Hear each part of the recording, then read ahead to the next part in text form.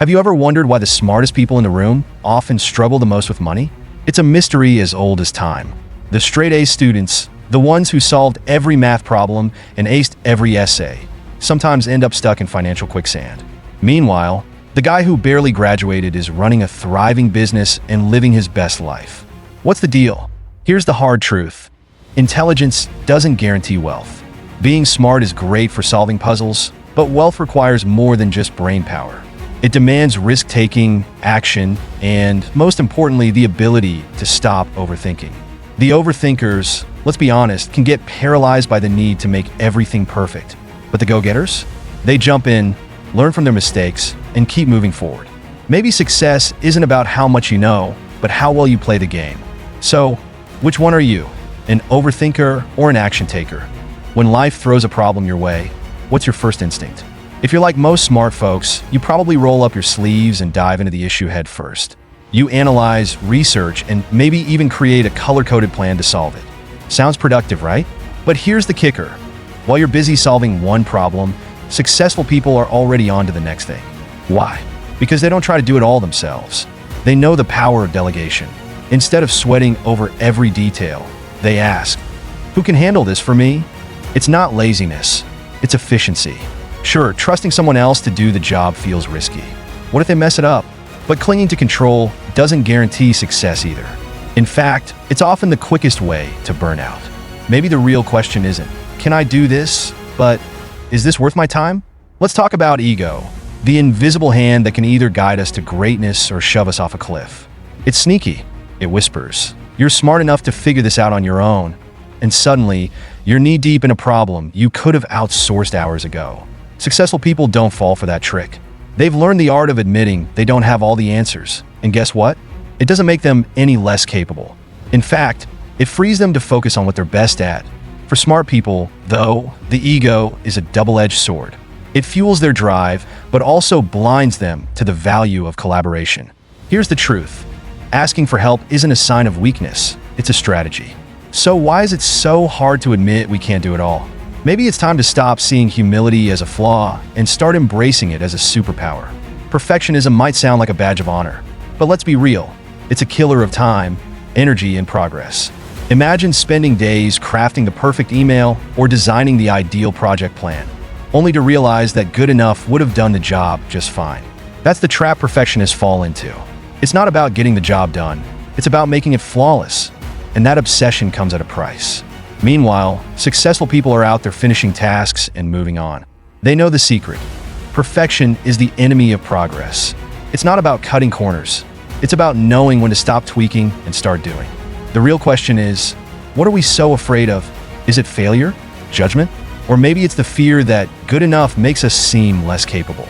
But here's a thought. What if good enough is actually more than enough? Delegation isn't just about handing off tasks you don't want to do. It's about creating a system where you focus on what you're best at while others take care of the rest. Sounds easy, right? Not quite. For a lot of people, especially those who take pride in being the best at everything, it feels impossible to let go. What if they mess it up? What if no one can do it as well as I can? But here's the catch. Holding on too tightly isn't a sign of strength. It's a sign of fear. Successful people understand this. They know that trusting others isn't just necessary. It's the only way to grow.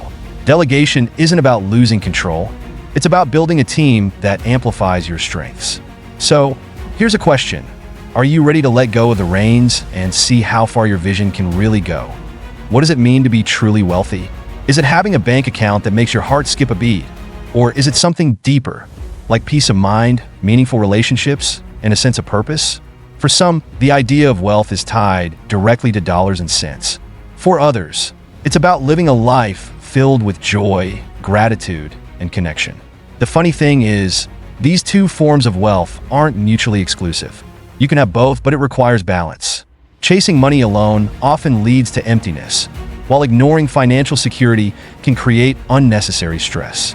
Maybe the real key is redefining what wealth means for you. Is it about buying that dream car or having time to spend with loved ones? At the end of the day, what's the point of earning millions if you can't enjoy the life you've built? So, how do we find that balance? Here's a truth no one likes to admit. You can't do it all alone. Even the most successful people in history didn't get there by themselves. Behind every great achievement is a network of mentors, advisors, and collaborators. Yet, so many of us cling to this idea of the self-made individual as if needing help is a weakness. It's not. In fact, refusing to ask for help is what holds most people back. Building a strong team doesn't mean you're any less capable. It means you're smart enough to know your limits. Success isn't about independence. It's about interdependence. Think about it. Even superheroes need a sidekick. So why do we resist building our own support systems? Maybe it's fear of being let down, or maybe it's just plain ego. But what if your biggest breakthroughs are waiting on the other side of that first? I need your help. Perfectionism is a sneaky devil. On one hand, it drives us to create things we can be proud of, to polish every detail until it shines. But on the other, it's like carrying around a weight that slows you down at every turn. You spend hours perfecting something that doesn't need to be perfect, just functional. Think about it. How many times have you delayed starting or finishing something because it wasn't good enough? Meanwhile, others with half your talent are out there launching, learning, and succeeding because they're not afraid to release something imperfect. The truth is, perfectionism isn't about excellence. It's about fear. Fear of failure, judgment, or being seen as less than capable. But here's the twist. Good enough often gets you further than perfect ever will. What could you accomplish if you traded perfectionism for progress? Isn't it worth finding out? Success is never guaranteed, but one thing is certain. Without risk, there's no reward. Yet, so many of us play it safe, avoiding risk like it's a plague. Why? Because failing is scary. What if you lose money, time, or worse, your reputation? But here's the thing. Failure isn't the opposite of success. It's a step on the way there. Every successful entrepreneur, inventor, and leader has a stack of failures behind them, but they didn't stop. They learned, adapted, and tried again. Playing it safe might keep you comfortable, but it won't get you anywhere extraordinary. It's like trying to win the lottery without buying a ticket. It just doesn't happen. So, what's holding you back? Is it the fear of falling or the fear of not getting up? Maybe the real question isn't, what if I fail? But what if I never try? Delegation is an art, but it's also a balancing act. Give too little control, and you're stuck micromanaging, burning out over every tiny detail. Give too much, and you risk losing track of what's happening altogether. The key is finding that sweet spot where trust meets accountability. Successful people understand that delegation doesn't mean set it and forget it. It means creating systems, setting expectations, and following up. But for many, this balance feels elusive. There's a constant fear. What if they don't do it right? Or worse, what if they do it better than me? The truth? Both are fine. One teaches you to mentor, and the other teaches you to learn. Delegation isn't about letting go completely. It's about partnership. So, are you ready to step out of your comfort zone and trust others to carry the weight with you? Time is the one resource you can't buy, borrow, or replace. Yet, how often do we treat it like it's infinite? Smart people, in particular, have a knack for wasting time. They'll spend hours researching, overanalyzing, and debating every detail of a problem, while opportunities slip through their fingers. Meanwhile, successful people understand that time isn't just money, it's everything. They prioritize what truly matters and act swiftly, even if their solution isn't perfect. It's not about rushing. It's about knowing the difference between movement and progress. Think of it this way. You can either spend your time chasing perfection or building momentum. Every second spent stuck in analysis is a second lost to action. So, how are you spending your time? Are you investing it wisely, or are you letting it trickle away? Maybe it's time to rethink what productive really means. What does wealth really mean? For some, it's a number in the bank, a figure big enough to turn heads and buy freedom. For others, it's about the intangible, health, happiness, and having people you love around you. But why does it have to be one or the other? True wealth is finding harmony between the material and the meaningful. You could work tirelessly for financial success, but end up too exhausted to enjoy it. On the flip side, chasing fulfillment without securing financial stability can lead to constant stress. It's a delicate balance, one that's unique to each of us. Maybe it's about asking the right questions. What kind of life do you want to build? What do you want your wealth, whether it's money, time, or relationships, to do for you? At the end of the day, isn't wealth about living a life you don't need a vacation from? There's something romantic about the idea of doing it all yourself, being the lone wolf, the self-made hero. But here's the reality.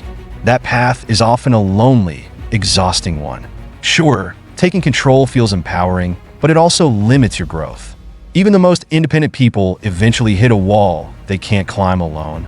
Successful individuals know this, which is why they build teams, networks, and communities to support them. Lone wolves may get by, but packs thrive. The truth is, asking for help or working with others doesn't make you weaker, it makes you smarter. It's not about giving up your independence. It's about recognizing when collaboration can take you further. So, what's stopping you from finding your pack? Is it fear of losing control, or is it pride? Either way, isn't it worth exploring how far you could go if you didn't go it alone? Failure. It's the word no one wants to hear, yet it's the one thing everyone faces. The fear of failure is like a shadow that looms over every decision we make, whispering, "What if you mess up?" For many, especially those who pride themselves on being smart, this fear can be paralyzing. It stops us from taking risks, trying new things, and stepping out of our comfort zones. But here's the thing, failure isn't the enemy, it's the teacher. Every mistake carries a lesson, every setback an opportunity to grow. Successful people know this. They don't see failure as the end, but as a necessary step toward achieving greatness. So, why do we let it stop us? Maybe it's time to reframe failure, not as something to avoid, but as a badge of courage. After all, wouldn't you rather fail trying than live wondering, what if? Success may feel like a solo journey, but it's anything but. No one truly succeeds without the help of others. Community, the people you surround yourself with, can make or break your path. Whether it's a mentor offering guidance, a friend cheering you on, or a team sharing the load, your network is your safety net. But here's the catch. Building a strong community requires vulnerability. You have to open up, ask for help, and yes, sometimes admit you can't do it all alone. For many, this feels like a risk, but it's a risk worth taking. The truth is, success thrives in connection, not isolation. So, how strong is your community? Are you leaning on it, or are you trying to go it alone? Maybe it's time to step out, build bridges, and discover just how far you can go with the right people by your side.